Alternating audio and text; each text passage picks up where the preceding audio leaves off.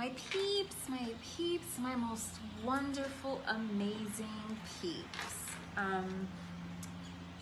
Welcome to the first of several videos, because it's definitely going to take me longer than a time frame of 10 minutes to speak about the subject of generalized anxiety disorder.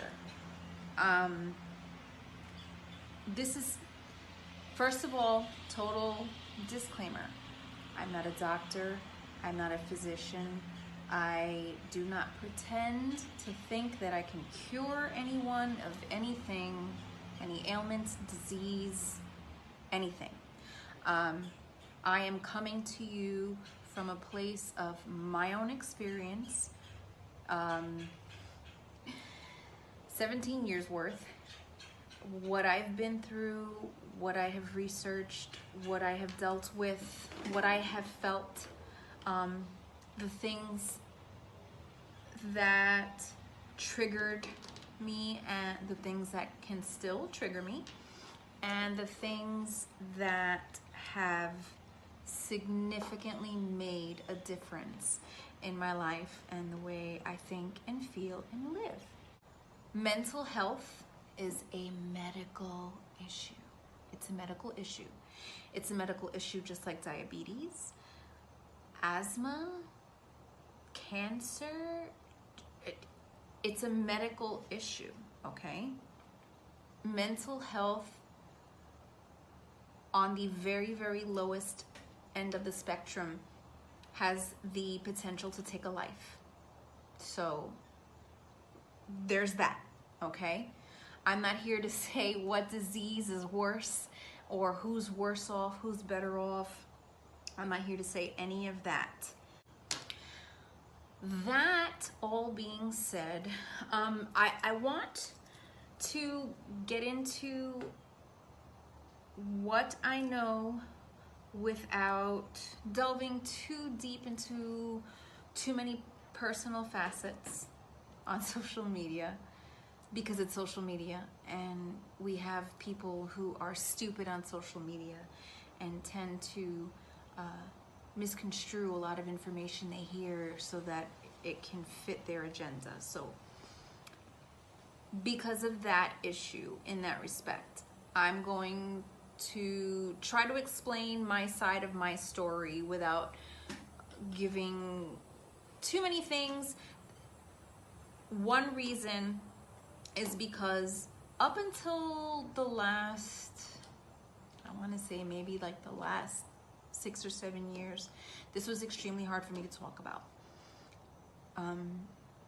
I tended to try to ignore it when it wasn't in my head, because I knew that thinking about it would start that snowball effect where I would literally say to myself, okay, well, if I talk about it, I'm going to think about it. And if I think about it, then surely I feel it. And if I feel it, oh my God, I'm having an anxiety attack. I'm having a panic attack. I'm going crazy, blah, blah, blah.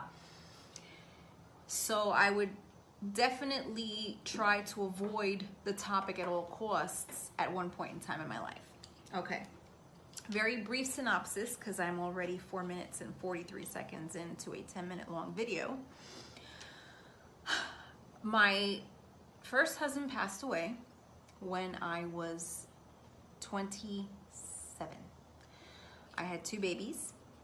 They were 5 and 1 respectively. And at that time, if you would have asked me what anxiety was, I would have had no fucking clue what you were talking about. Me, I was Miss Strength. I was Miss Nothing Bothered Me. I was Miss If You Don't Like Me, fuck you. I had a much more ghetto mentality on certain things. I don't know if that's the right word. I don't want to offend anyone, but I'm just coming from a place of Bronxness and Puerto Ricanness. And anyway, so yeah, I was very much someone who really didn't care much about things that were not affecting my life. How's that? Does that work? I think I just defined the entire right wing. Anyway,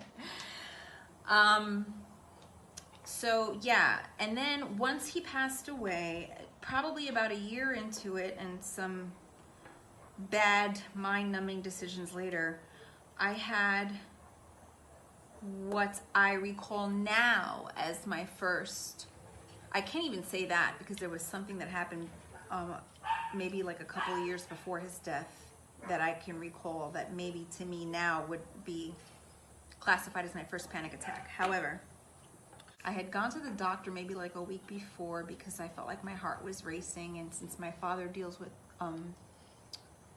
heart issues, I thought maybe since it's genetic, I could, you know, be a candidate for heart problems. And she couldn't find anything wrong with me, so she prescribed me Buspar, which I guess is some kind of a relaxant or whatever, anti-anxiety medication. And I was in Orlando and I was vacationing, and I took my Buspar with a cup of black coffee. That wasn't a good idea. The fact was I had not researched Buspar and I had no idea what it really did or what the side effects were or anything. And then I took a Buspar with a full throttle cup of caffeine. I was in the shower. My heart sped to God knows what rate, and I almost blacked out. It was very, very scary. And from there, it just kind of took on a life of its own. And then fast forward, maybe a week or two later, I was convinced that I had heart issues, and I went and I saw a cardiologist. I think I saw this specific cardiologist 2 or 3 times, and perhaps he felt like I was wasting his time. So on the 2nd or 3rd visit, he prescribed me a medication called Paxil at 25 milligrams a shot. Mind you, I am not someone who knew anything about psychotropic medication. I trusted that this man knew what he was talking about. Of course, I know now, never accept psychotropic medications from anyone who is not a psychiatrist. And the first and only time I took a Paxil, I had taken it maybe first thing on a Saturday morning. I was working at the dance studio at a dance studio in Port St. Lucie, and I was on my way to said dance studio with my then 6-year-old daughter in the back of my car.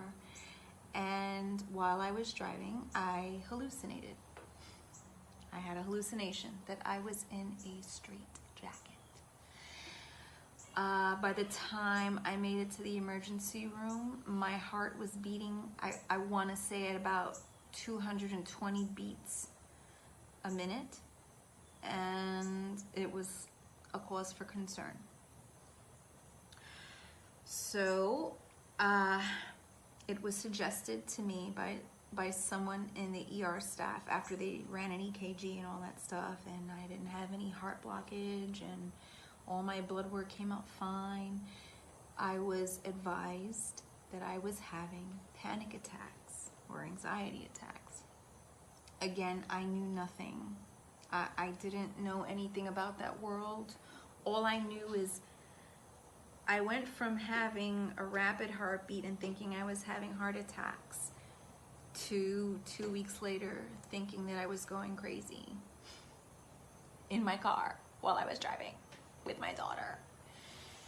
So